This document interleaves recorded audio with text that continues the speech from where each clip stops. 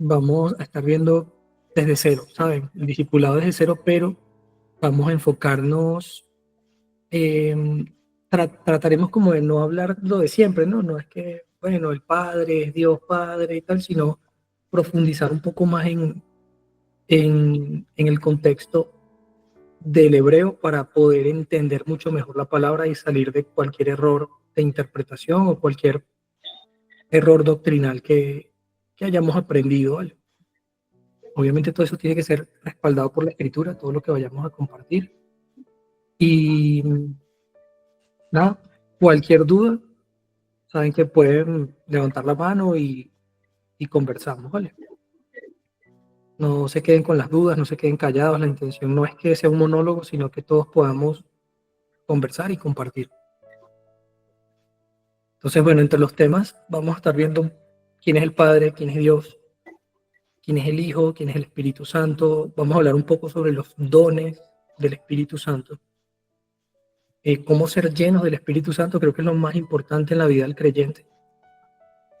Vamos a revisar un poco la Biblia, vamos a ver si la Biblia realmente es la palabra de Dios, por qué lo es, quién lo dijo, a quién utilizó para escribirla, cómo se conformaron, qué cantidad de Biblias hay, cuáles son las mejores para estudiar, cuáles no.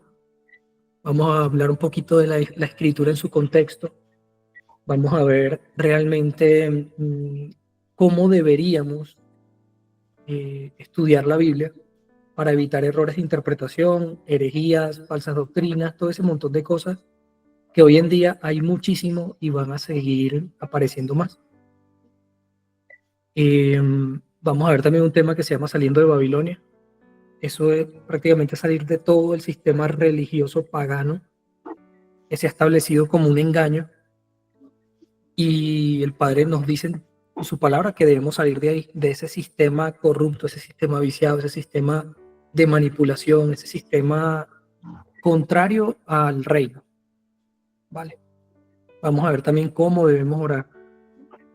La diferencia entre oración y clamor no es lo mismo. Vamos a hablar un poco acerca de la salud en el creyente, el afán y la paz, y el ministerio o el llamado. Vamos a procurar orar para que el Padre nos dirija y podamos saber cuál es nuestro llamado, qué es lo que espera el Padre de nosotros, cómo podemos servirle, con qué corazón se le puede servir a Él.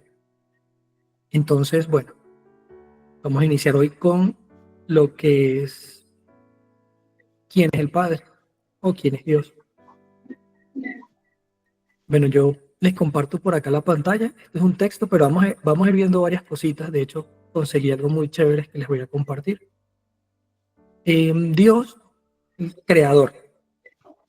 Cuando hablamos de Dios, sabemos que es el creador de los cielos y la tierra. Como dice la Biblia, en Génesis, verso 1, primer versículo de la Biblia, dice: en el principio Dios creó los cielos y la tierra.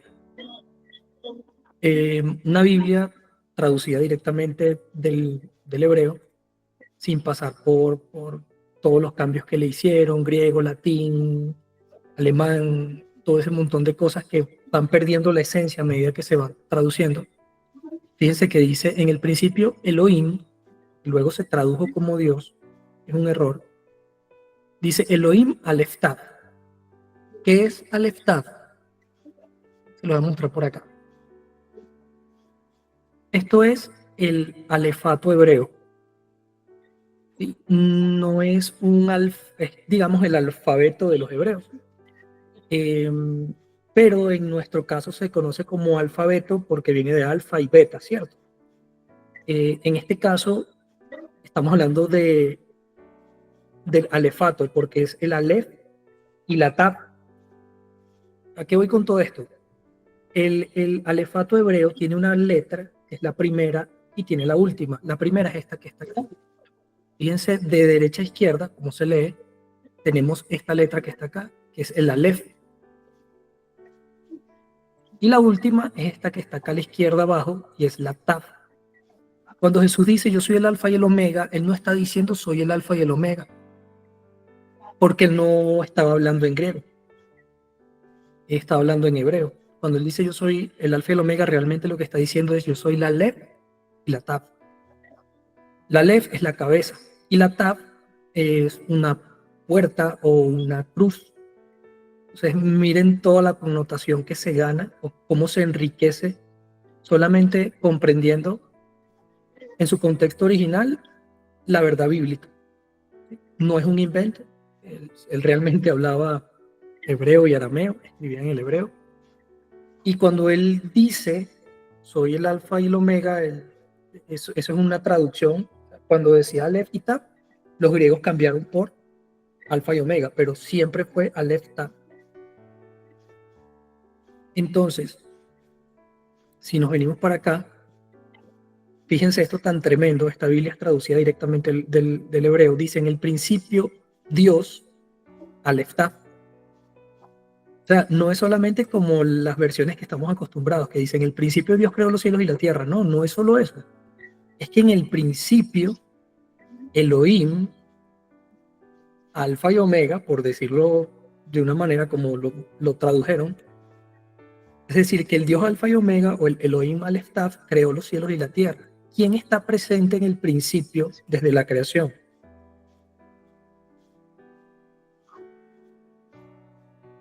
¿Qué creen ustedes? ¿Quién está presente desde el primer versículo de Génesis?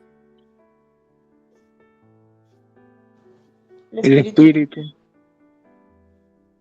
¿Quién más? Y Yeshua, por supuesto. Ahí está. Dice Elohim Aleph Taf. El Dios, principio y fin, creó los cielos y la tierra. Bereshit, la palabra Bereshit se traduce como en el principio. Es esto que está acá. De ahí toma el nombre el libro. Se le conoce como Génesis, pero realmente su nombre en hebreo, el del libro, se llama Bereshit. Bereshit tiene un significado muy interesante. Lo voy a compartir por acá para luego continuar. Dame un segundito. Acá está. Miren lo que dice esta explicación de ese primer verso. Dice, en el principio creó Elohim, aquí falta el Aleph Taf, los cielos y la tierra. Les cuento un poco. Cuando se crea el alefato hebreo, él se crea a partir de unas figuras. Cuando se comienza a escribir esto, se comienza a escribir con figuras. No eran letras. Esto ya vino después. Estas letras raritas que vemos allí vinieron después. Realmente, este alefato comienza con figuritas como un buey, una cabeza de buey, una X. ¿Sí? No sé si por acá esté alguna, sí. Por ejemplo, miren acá. Se me fue. Le voy a buscar un ejemplo por acá, súper rápido.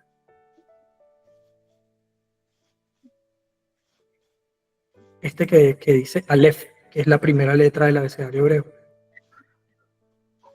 Fíjense que se representa, se me perdió otra vez, con una cabeza de buey. Y la cabeza de buey tiene un significado. Significa la fuerza, el líder, poder, potencia, existencia.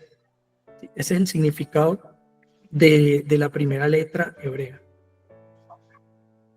Dame un segundito.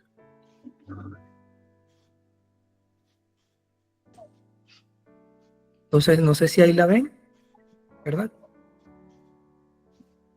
Cada una de las letras hebreas tiene un símbolo. ¿Sí? Aquí no vamos a estudiar ni numerología, ni todo ese tema místico de los judíos, no, eso no nos interesa para nada. Solamente estamos yendo al alefato para conocer un poco el tema del significado de las letras. ¿Por qué? Porque miren esta belleza.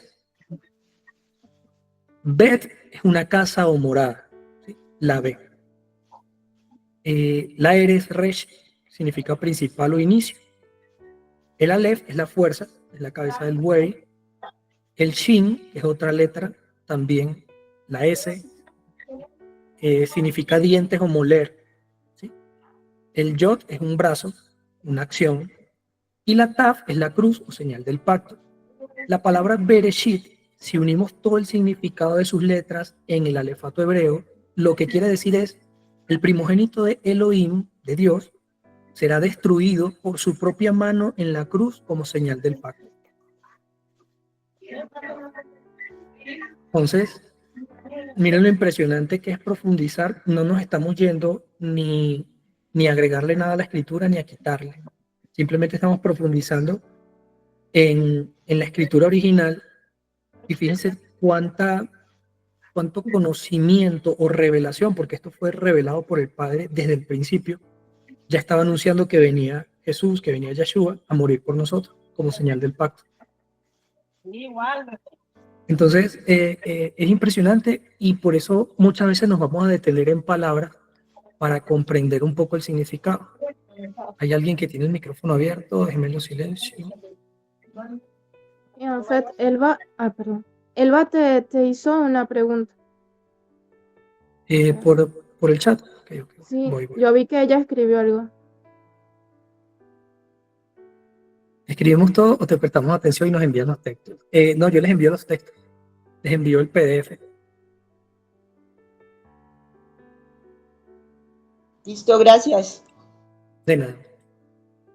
Entonces fíjense lo tremendo que es esto y lo bonito. O sea, miren, parece loco, pero me ha tocado pasar por cosas y desde que he podido comprender un poquito esto, no sé nada. En una oportunidad se me mostró esa letra Shin orando, una visión con esa letra. Es impresionante todo lo que vino después. O sea, ahí habla de dientes, de moler, de ser destruido, y fue que el Padre comenzó como a romper un montón de cosas en mí. Y fue después de esa visión de esa letra. Es impresionante. Entonces vemos que Dios es Elohim, ¿sí? Es un ser supremo, creador de cielos y la tierra. Es nuestro Padre, es nuestro creador, es nuestro Rey, es nuestro todo.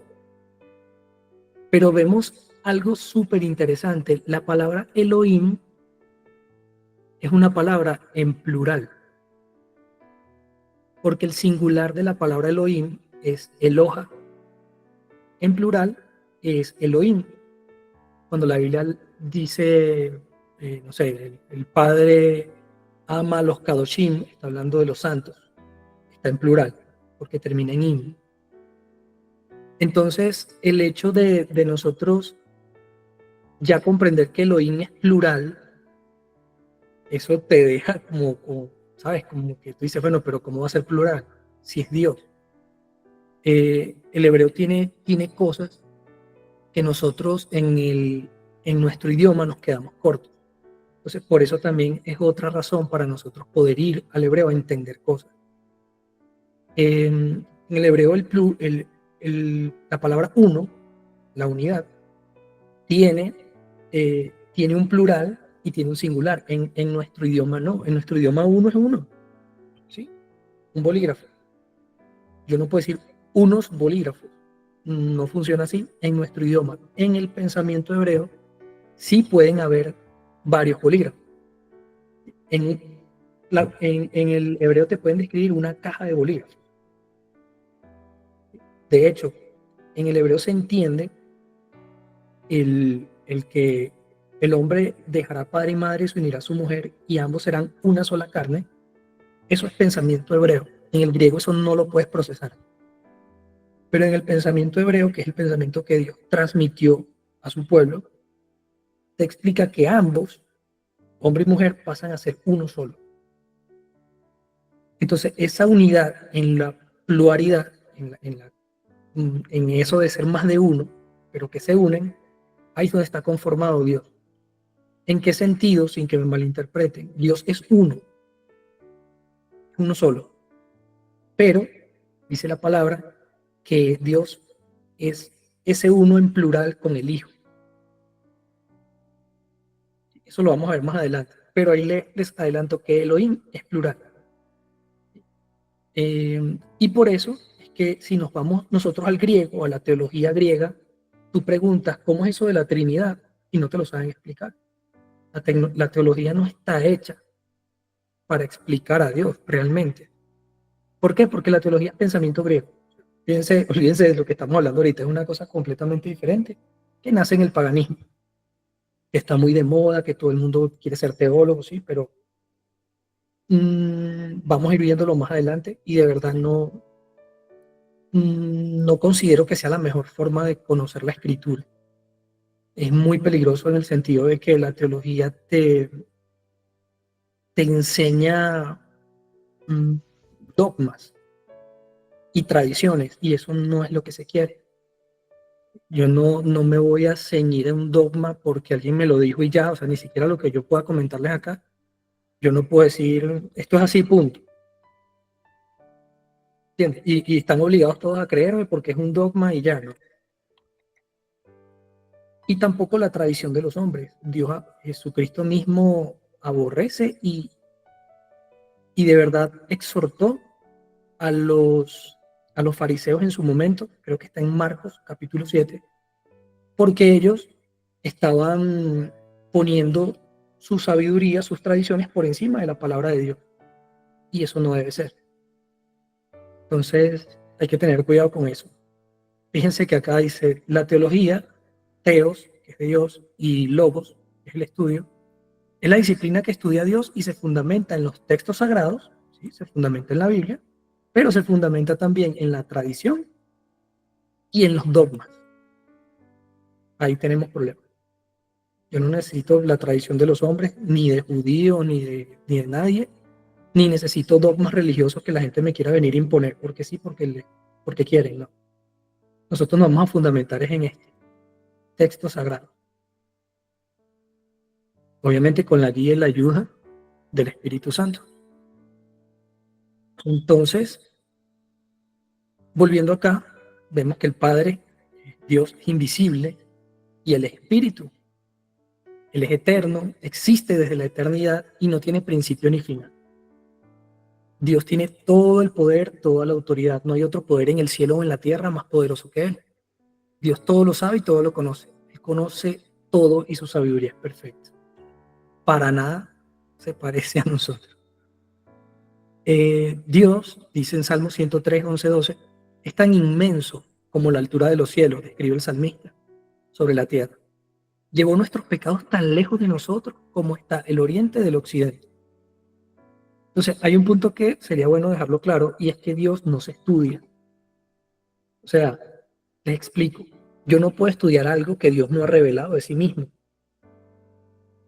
Yo no puedo decir, yo desde esta disciplina teológica voy a estudiar a Dios. Eso es mucha arrogancia. Yo no puedo estudiar a Dios. Yo puedo estudiar y hablar, ¿verdad?, sobre lo que Él ya reveló de Él mismo. Lo que a Él le plació revelar a la humanidad. Eso lo podemos tomar, revisar y estudiar. Pero no es que yo voy a estudiar a Dios porque sí, porque no. Dios es infinito. ¿Vale? Dios se revela y se manifiesta a Moisés. ¿Sí? Cuando Moisés tuvo su primer encuentro, estamos hablando de que Dios se revela a la humanidad, Moisés tuvo ese encuentro personal con Dios, él le preguntó su nombre. Si nos vamos al contexto, súper importante siempre irnos al contexto. Estamos hablando de una época donde Moisés venía de Egipto, una cultura politeísta. Las zonas aledañas a Egipto, todos eran politeístas. Y era costumbre que las personas adoraran un dios para cada cosa. Uno para la lluvia, uno para las cosechas, uno para la fertilidad, uno para el amor, uno para la guerra. Entonces, él le pregunta a Dios su nombre, ¿sí? Y en el pasaje del libro de Éxodo, capítulo 3, versículos 13-14, dice así: contestó Moisés a Dios: si yo voy a los israelitas y les digo, el Dios de nuestros padres me ha enviado a ustedes, cuando ellos me pregunten, ¿y cuál es su nombre?, ¿qué les voy a responder? Y dijo Dios a Moisés: yo soy el que soy. Vamos a abrir un momentico la Biblia. Éxodo 3, 13-14. Y vamos a mirar.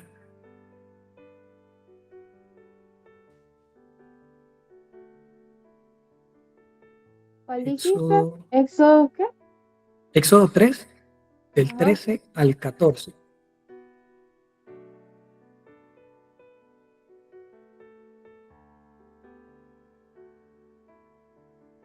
Si alguien lo tiene y lo quieren leer. Yo los tengo. Sí, perfecto.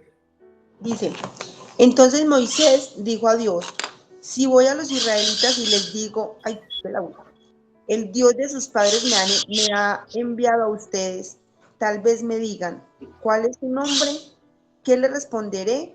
Y dijo Dios a Moisés, yo soy el que soy. Y añadió, así dirás a los israelitas, yo soy, me ha enviado a ustedes. Amén. Amén. Déjenme. Hay en otro, bueno, en el original, él dice Eye Ashereye, que era como yo soy el que soy o yo soy el siempre presente, ¿no? Eso, déjenme ver si lo tengo por acá, más puntual.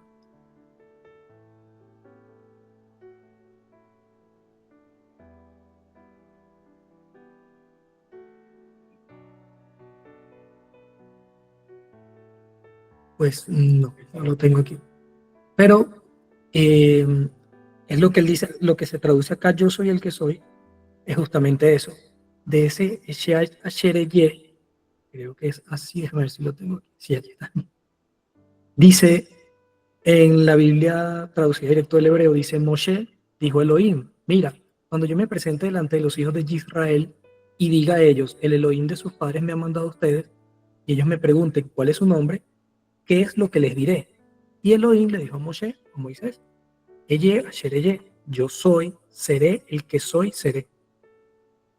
Y añadió, aquí está lo que vas a decir a los hijos de Israel. Eye, yo soy o seré, me ha enviado a ustedes. Elohim además dijo a Moisés, Yahweh, el Elohim de tus padres, el Elohim de Abraham, de Isaac y el Elohim de Jacob, me ha enviado a ustedes.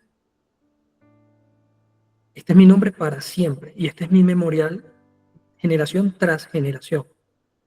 Cuando dice Yahweh, es este nombre que vemos acá.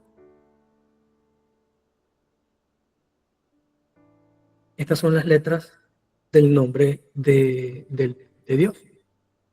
Si nos vamos un poquito más atrás, fíjense acá cómo se escribía. Digamos que este cambio en el alefato vino después de las figuritas que le comenté. Primero eran esas figuras, que es algo muy, pero muy antiguo, y luego se comenzó a cambiar por este tipo de escritura. Entonces, esto que está acá, el nombre de Yahweh, este es el nombre de Yahweh, este es el nombre de Yahweh. Entonces, Miguel, pero bueno, siempre dijimos que su nombre era Jehová. Es que hay un problema. Jehová, la J tiene 500 años de haberse creado. Entonces, Jehová no es un nombre hebreo en ningún sentido de la palabra. Vamos a conseguir en el alefato hebreo, como el que estábamos viendo por acá. Míralo, acá está. Aquí no hay J. Entonces, ¿cómo el nombre de Dios es Jehová si no hay J? De hecho, hubo un problema grave, y es que los judíos trataron de cambiar el nombre, dijeron que el nombre era muy santo, y lo cambiaron. A ellos nadie los mandó a cambiar el nombre, de hecho es un pecado cambiar el nombre de Dios y ocultarlo. Y por eso mismo ellos se van cautivos a Babilonia. El padre dice que pues los llevó cautivo a Babilonia justamente porque no dieron a conocer su nombre. Y Jesús en Juan 17 dice, yo les he dado a conocer tu nombre. No recuerdo el versículo. Vamos a ver. Juan 17, 26. Él lo guardan, lo anotan, pero dice justamente eso. Vamos a buscarlo acá. Libro de Juan.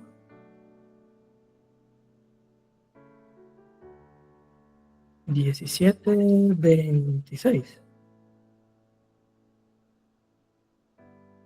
6 al 26. Bueno, sí, 26 dice. Tiene que uno de los propósitos de la venida de Jesús es justamente eso. Dice, Padre, aquellos que me has dado, quiero que donde yo estoy, también ellos estén conmigo, para que vean mi gloria que me has dado, porque me has amado desde antes de la fundación del mundo. Padre justo, el mundo no te ha conocido, pero yo te he conocido, y estos han conocido que tú me enviaste, y les he dado a conocer tu nombre. Es impresionante, pero esa gente ocultó el nombre y hasta hoy en día los nombres no se deben traducir, pero la traducción de ese nombre, como lo pusieron, que pusieron Dios, hasta ese nombre no lo pronuncian completo. Quitan la I y le ponen un guión. Pero una de las cosas que hizo Jesús fue eso, darnos a conocer el nombre del Padre. Es parte del propósito.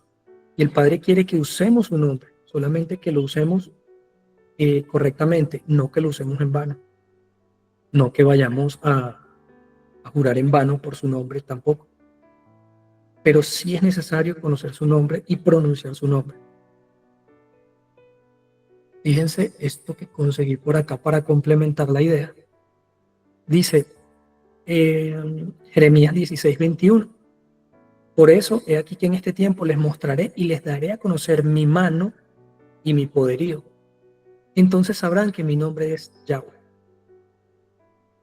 Y acá está toda la explicación un poco, ¿verdad?, del nombre. Fíjense que el nombre en hebreo es de derecha a izquierda. Está Yud, que es esta letrica que está acá, la más pequeña. Yud, Hei, Bab, Hei. ¿Y qué significa? Bueno, acá abajo tenemos qué significa.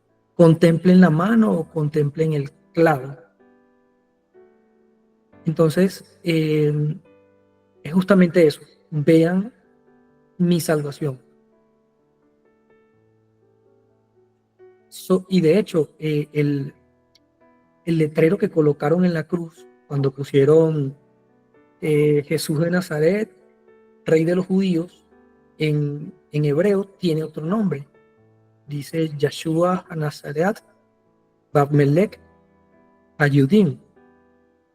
La inicial de cada palabra forman el nombre de Yahweh. La Y, la H, la B y la H. Que en hebreo eran estas 4 letras.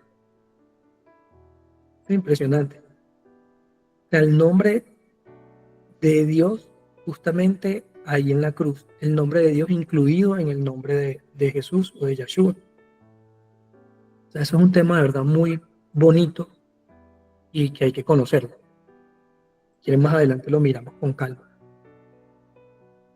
Entonces, en este pasaje vemos que su verdadero nombre no es Jehová. En el hebreo, como les decía, no existe la J, ni tampoco Dios, ya que es una palabra que proviene del latín Deus. Si nosotros, si alguien aquí ha ido a Portugal o ha ido a Brasil, van a ver que todavía a Dios no le dicen Dios, le dicen Deus, que proviene del griego, Zeus.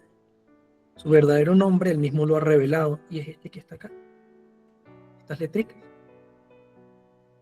el cual se escribe como YHWH o Yahweh, que es una abreviatura de ese YHRY. Algunos de los atributos que lo hacen diferente a la creación, a Dios, es que es creador. Dice que él creó los cielos y la tierra. El Padre, el Hijo, el Espíritu Santo son una unidad. De hecho, el Padre y el Hijo son uno solo. Obviamente en el pensamiento griego uno dice, ¿cómo que son uno si son dos?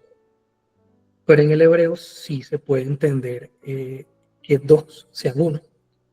Hay algo que se llama la memra o la manifestación memra en hebreo y en arameo es el dabar. ¿Qué es eso? Es la manifestación de algo. El Padre, que es espíritu, se manifestó como columna de fuego, como columna de nube en el desierto, se manifestó como zarza ardiente cuando Moisés, cuando tuvo el encuentro con Moisés, justamente en ese capítulo de Éxodo, y el Padre se manifiesta, digamos que con forma terrenal para poder, valga la redundancia, manifestarse a la creación, porque aquí estamos conformados por tiempo y espacio. Entonces él tiene que tomar forma, digámoslo así, que no es una manifestación de él. Los mismos, los tres hombres que visitaron a Abraham, que le dijeron que Sara iba a estar embarazada, fue una manifestación del Padre también, que es una memra. ¿Qué es el Hijo? Es la manifestación perfecta del Padre. Es la memra de Yahweh. Se tradujo como el logos o el verbo. El logos en griego, el verbo en español. Pero cuando te dicen el logos o el verbo, te quedas como igual. Sí, bueno, él es la palabra de Dios. ¿Y qué significa que él sea la palabra? No, no sé. Él será una Biblia con patas, será, no, pues no, sin faltar respeto, solamente que como estoy tratando de explicar cómo piensa uno naturalmente, ¿no? Cómo es la palabra viviente, ¿no? Nos cuesta entenderlo, pero desde el pensamiento hebreo, la memra es la manifestación. Por eso dice, creo que es Colosenses, que el Padre, perdón, el Hijo, se despojó de toda su gloria y se vino y se manifestó en carne. Y esa es una verdad. De hecho, la palabra dice, cuando se encuentren algún espíritu, se aparezca algún espíritu, algún ángel a hablarle de parte de Dios, compruébenlos. Pregúntenle si Jesús, si Yeshua vino en carne. Si él no les confiesa que vino en carne, no es un espíritu bueno, es un demonio. Entonces todo ese montón de apariciones, que a mí se me apareció un ángel y me dijo que Jesús, por lo menos hay religiones que dicen Jesús vino y predicó en Estados Unidos hace no sé cuánto tiempo, porque un ángel se lo dijo, pero tú probaste ese espíritu. No, que yo vi una mujer en un árbol frondoso con un niño en brazos, tú probaste ese espíritu. Que los espíritus hay que probarlos. Entonces, el Padre se manifiesta como Hijo, su manifestación perfecta. ¿Y quién es el Espíritu Santo? Hay algo muy curioso que vamos a verlo más adelante. Se lo voy a buscar de una vez. Está en Juan capítulo 4. Que decimos, bueno, pero entonces son tres, es uno, ¿cómo es la cosa? Fíjense esto. 4, vamos desde el 1.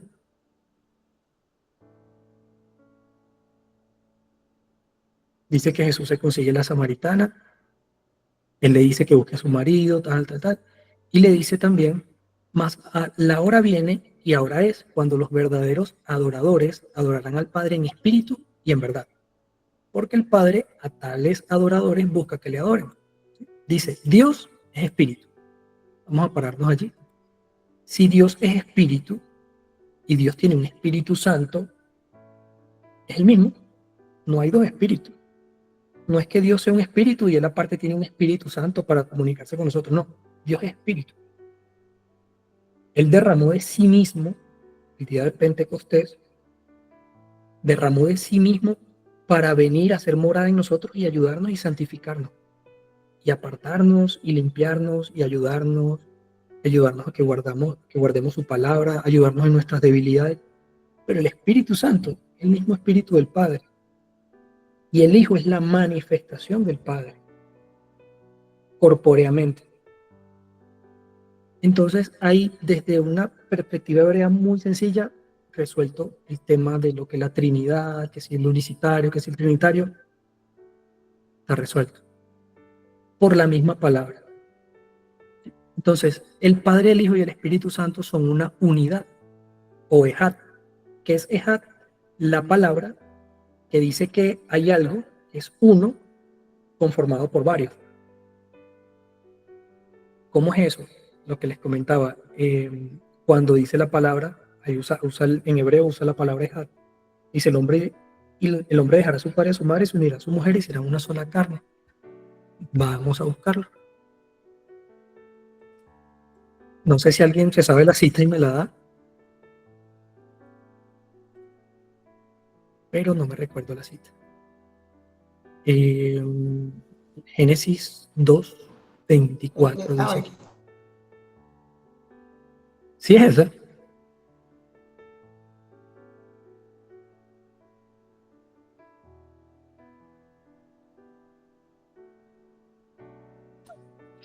Vamos a ver. Listo. Fíjense esto, la palabra una, acá que dice, se unirán y serán una sola carne, si hacemos clic allí, aparece la palabra hebrea que se llama Echad, uno, primero, cada uno, primero, solo, un décimo, único, unir. Estamos hablando de unir, pues son varios. Y eso significa la palabra Echad. Entonces, cuando Dios dice en su palabra que Dios uno es, de hecho es una oración muy repetida por los judíos, que Adonai, Elohim, no recuerdo, pero dice que Él es uno, lo dice con la palabra Echad. Y es justamente eso. Y nosotros, al ser adoptados por el Espíritu Santo, vamos siendo uno con Él. Jesús lo dice. Dice, yo soy uno con el Padre hasta que ustedes sean uno también. Entonces el Padre, por medio de su Espíritu, nos quiere hacer uno con Él. Entonces vamos entendiendo cómo es la unidad entre lo que conocíamos como Padre, Hijo, Espíritu Santo. Ya estamos entendiendo por la palabra cómo es esa unidad. Dice en Mateo 28:19, vayan en el nombre del Padre, el Hijo y el Espíritu Santo. Les cuento que los escritos más antiguos dicen, vayan en el nombre del Padre. Parece que Hijo y Espíritu Santo fueron añadidos. No importa, estén añadidos, no estén añadidos, lo añadió alguien, no importa. Creemos en el Padre, el Hijo y el Espíritu Santo. Ahí no tenemos duda. Así dice Dios el Señor, que creó los cielos y da aliento y espíritu. Él da de su espíritu a nosotros. Dice Jesús en Juan 14:23, el que me ama hace caso de mi palabra. Esta parte es una de las cosas más bonitas que hay en la Biblia. Y mi Padre los amará. Y vendremos para vivir con cada uno de ellos. Imagínense eso. Él está diciendo y le dice a los apóstoles en Juan 17, creo que Juan 17 dice, el Espíritu está con ustedes, pero luego estará en ustedes. Claro, luego de que Él se entregase por nuestros pecados, resucitase, el ser humano se le fuese quitado el pecado, el templo que somos nosotros se limpia de pecado, entonces es un lugar perfectamente habitable por el Espíritu Santo y Él viene y hace morada en nosotros.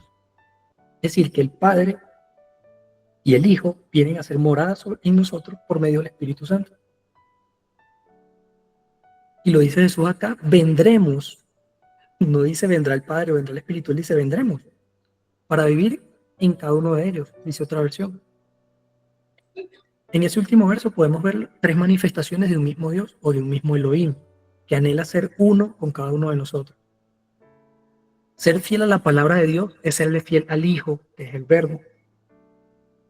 En esto el Padre se complace en nuestra obediencia, y esta es nuestra verdadera forma de adorarle, y se complace de tal manera que el Padre y el Hijo vienen a vivir dentro de nosotros, en forma de su Espíritu.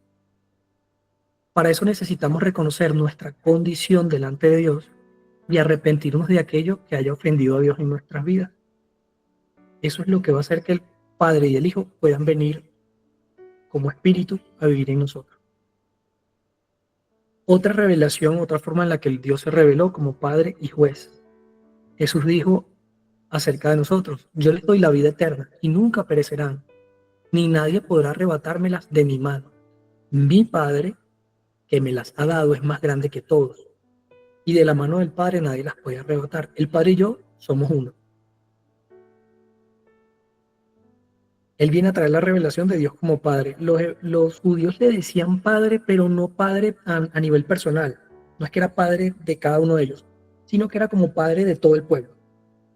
De hecho, ellos sustituyen y dicen que cuando la Escritura habla del Hijo, ellos dicen que se refiere a Israel, no que se refiere a Jesús, el Mesías. Ellos tienen ese tema y por eso no leen Isaías 53. No lo enseñan, no lo leen, no lo estudian, porque ahí está súper claro quién era el siervo sufriente. Dice también la palabra, sean misericordiosos como también nuestro Padre es misericordioso. Entonces fíjense que Jesús viene a traer esa revelación de Padre, pero como un Padre íntimo, un Padre cercano. ¿Sí? Y también un juez vio un gran trono blanco y aquel que estaba sentado en él juzgó. Esto es complicado a mi manera de verlo, porque es muy complicado ser padre y ser juez de la misma persona. Tenerle amor, tenerle misericordia, pero al fin de cuentas ser justos con esa persona y darle el pago que se merece, es muy difícil. Yo me imagino que los padres entenderán eso 1000 veces mejor que yo, pero no es fácil. No es fácil estar en ese trono y tener que juzgar a tu propio hijo, pero hacerlo de manera justa, pero sin perder el amor, pero sin quitar la disciplina, pero sin dejar de ser justo y sin dejar a un lado la misericordia. Eso es algo que solamente él puede hacer bien. Tendrán que dar cuenta a aquel que está preparado para juzgar y pasar sentencias de los vivos y los muertos. Primera de Pedro 4:5. Entonces vemos que se reveló como Dios, como Padre, como Hijo y Salvador. Fíjense que dice en Juan 1, del 1 al 4, en el principio fue la palabra, el verbo, el logos, la memra. La palabra era Dios. Todas las cosas fueron hechas por Él. En Él estaba la vida. Y la vida fue la luz de los hombres. O sea, el Hijo vino a revelarnos al Padre, a llevar también el castigo que nos correspondía a nosotros y a reconciliarnos nuevamente con el Padre.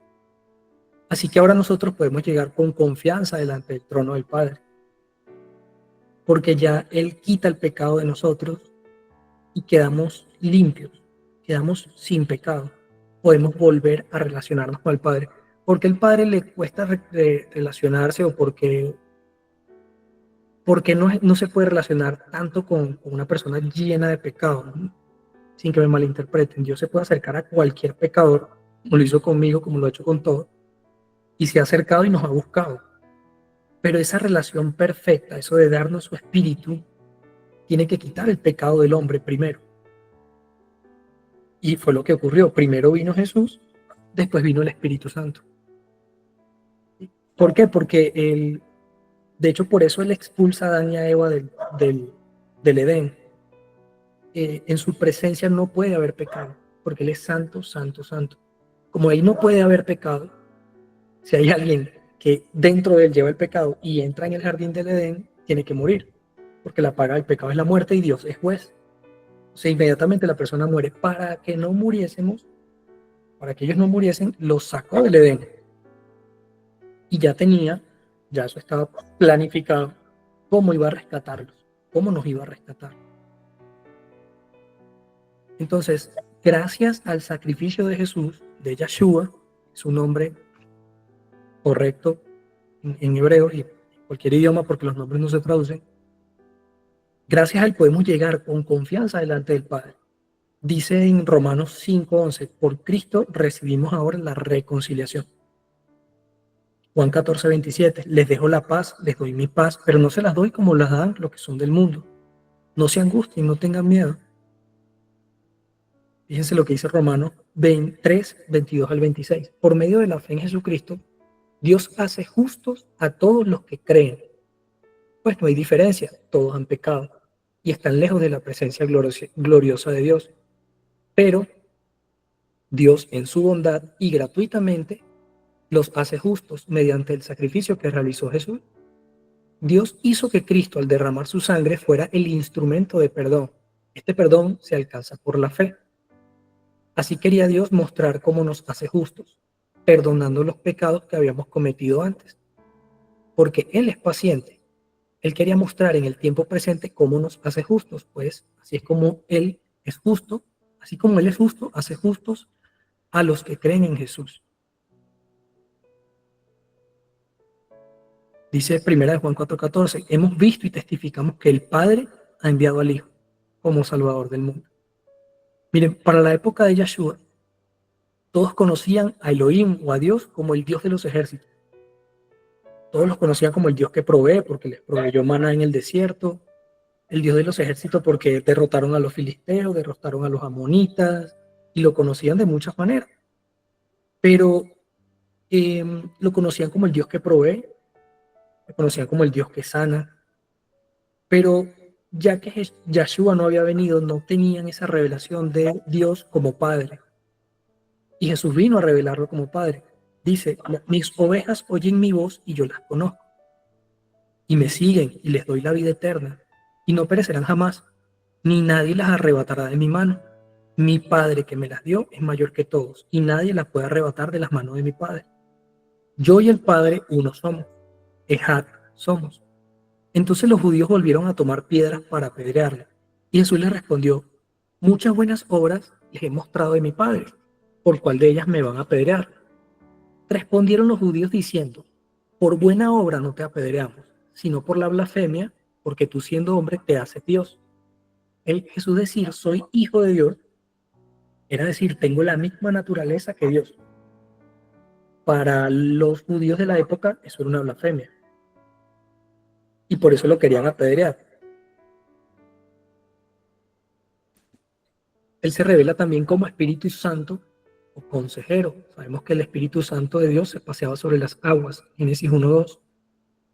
Evidencia bíblica sugiere que el Espíritu Santo es infinitamente poderoso y Dios está al control absoluto por medio del Espíritu Santo. O sea, él mismo se ha derramado.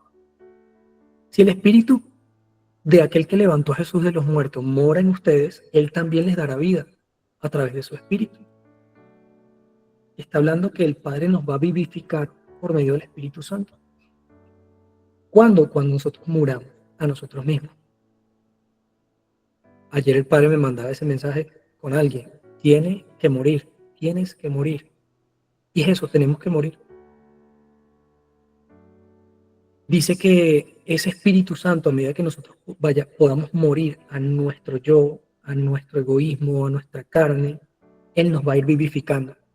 Pero a medida que nosotros vayamos muriendo a nosotros mismos. Y eso no es de un día para otro, pero hay que hacerlo. Dice Romanos 15:19, poderosas señales y prodigios por el poder del Espíritu de Dios. El Espíritu Santo hace señales, hace prodigios.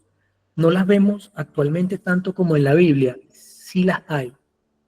Solamente que no todo el mundo se acerca al lugar donde ocurren, en muchas congregaciones ocurren y se pueden ver los prodigios, pero también hay que salir de esas cuatro paredes y hay que ir a hacer esas señales y prodigios en la calle, en los hospitales, en otros lugares donde está la necesidad, donde está la verdadera necesidad.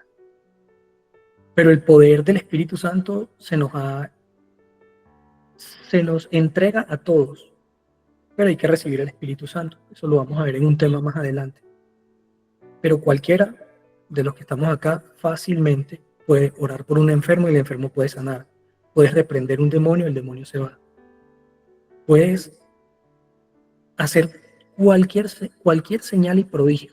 Eso no es exclusivo para los pastores, para esto y para aquello, no. Es para todos nosotros.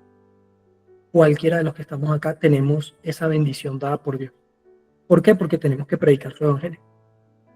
Y el Espíritu Santo nos capacita para predicar ese evangelio. Con poder y con poder del Espíritu Santo. No solo con palabras. Dice Juan 4:24, ya lo habíamos leído, que Dios es espíritu y los que le adoran deben adorarle en espíritu y en verdad. Entonces, ¿cuál es el anhelo de Dios? Vivir con el hombre. Pues para eso nos creó, para tener una relación personal con nosotros.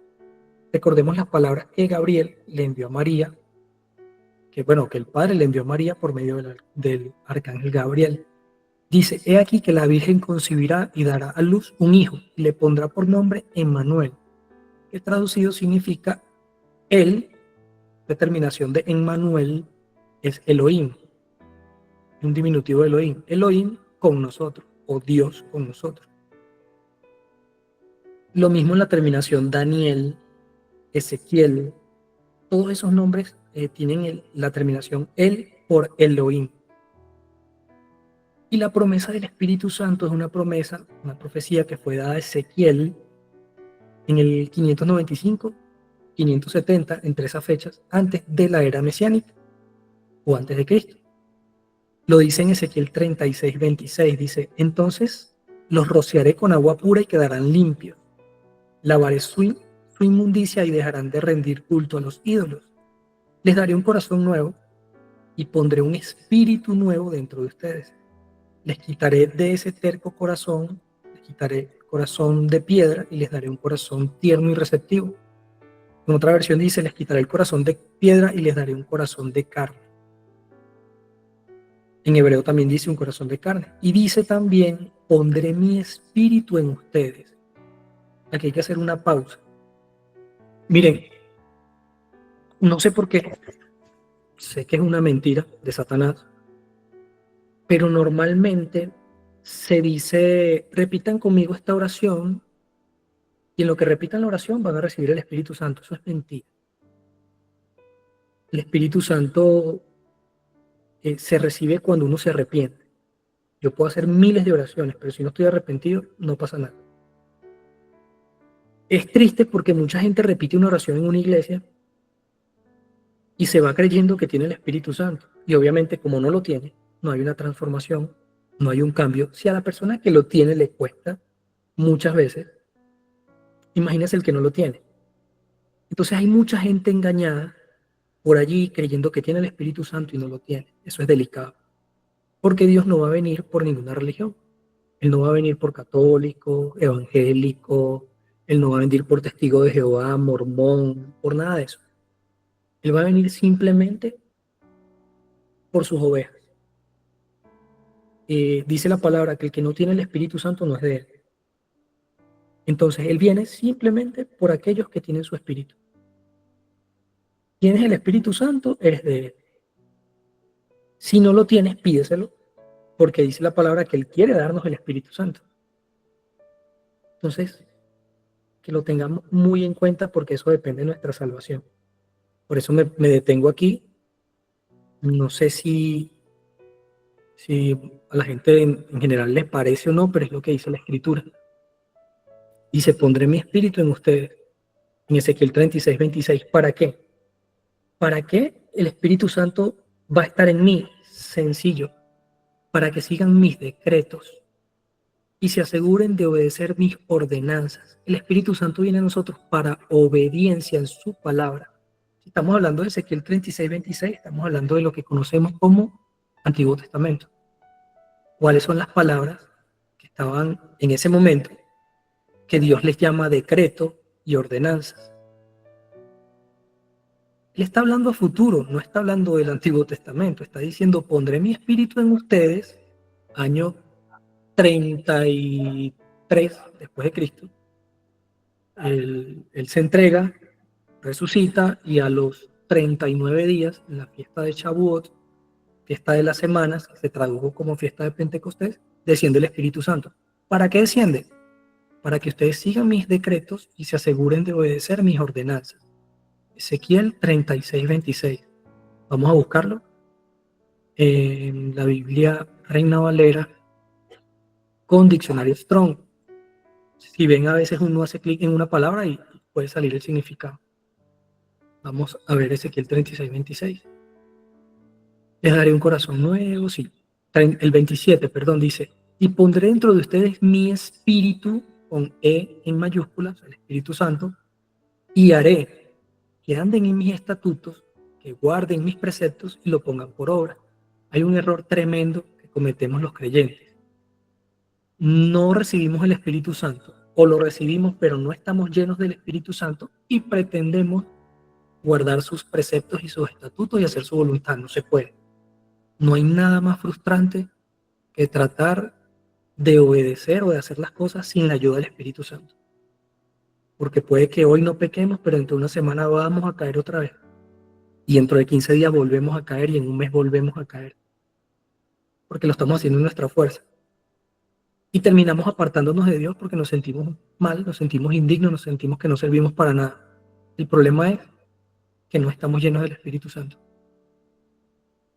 Entonces, el propósito de darnos de su Espíritu es para poder guardar sus mandamientos. Que no se pueden guardar los mandamientos. Jesús le dijo a la mujer sorprendida en adulterio, vete y no peques más. Eso es para meditar. ¿Cómo le vas a pedir algo que es imposible? ¿O será que no es imposible? ¿Cómo es, Señor? No digo y no lo digo del sitial, que ya yo lo alcancé, y no, para nada. Pero creo que si Jesucristo lo dice es por algo. Yo todavía fallo, todavía peco, pero trato de siempre ir sinceramente delante de Dios y abrirle mi corazón, ¿sí? Con arrepentimiento. Pero creo que si Jesús dijo, vete y no peques más, de alguna forma su Espíritu Santo nos puede ayudar en eso. Puede que, no sé, a futuro pequemos solamente por error, por ignorancia, pero ya esa esclavitud al pecado, ese hábito, eso se tiene que romper. Eso solamente es recibiendo el Espíritu Santo. Más adelante vamos a ver un tema que habla solamente de eso. Nuestro Mesías, Yeshua, Jesús, el Cristo, anuncia que el cumplimiento de la profecía de Ezequiel está por venir. Lo dijo en Juan 16:7. Pero yo les digo la verdad, les conviene que yo me vaya, porque si no me voy, el Espíritu, el Consolador, el Espíritu Santo, no vendrá a ustedes, mas si yo me voy, se los voy a enviar. Entonces, luego de la resurrección de Jesús, Él mismo nos envió su Espíritu Santo, tal como lo había prometido, Hechos 2, 1 al 4. Y de repente vino del cielo un estruendo como de viento recio que soplaba, el cual llenó toda la casa donde estaban sentados. Cuando llegó el día de Pentecostés, estaban todos unánimes juntos. Y se les aparecieron lenguas repartidas como de fuego, asentándose sobre cada uno de ellos, y fueron todos llenos del Espíritu Santo. Fue algo visible. Dice que comenzaron a hablar en lenguas y según el Espíritu le daba que hablase.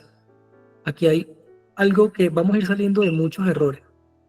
Hay gente que dice que si tú no hablas en lenguas, no tienes el Espíritu Santo. Falso. La Biblia no lo registra. La Biblia registra que una de las manifestaciones luego de que la persona recibió el Espíritu Santo era que podían hablar en lenguas. Pero nunca dice que es una señal única y exclusiva de los que reciben el Espíritu Santo. No. De hecho, es un don. Y el don se les da a quien Dios quiere. Hay dones que yo no tengo, hay dones que sí. Lo vamos a ver más adelante. Pero no es que necesariamente la persona que habla en lengua lo tiene, no. Y si no habla en lengua no lo tiene, tampoco. No quiere decir eso. Simplemente que seamos llenos del Espíritu Santo.